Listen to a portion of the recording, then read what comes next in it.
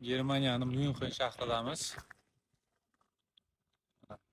Myunxenning markaziy ko'chalaridan biri. Mana shuncha yer bo'sh yotibdi.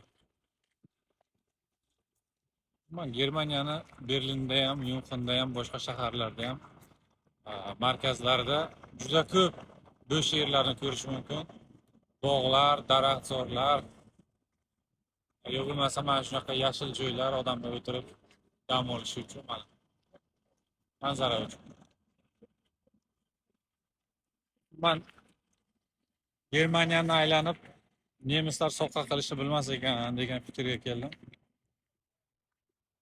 Bu yerga bitta Shavkat Mirziyoyev yetishmayapti.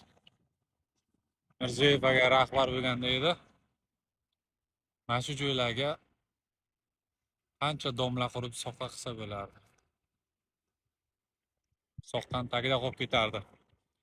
Qizlari, kuyovlari, urug'aymog'i. Hamma narsa bor, yer bor, pul bor. Faqat Mirziyoyev yo'q bu yerda.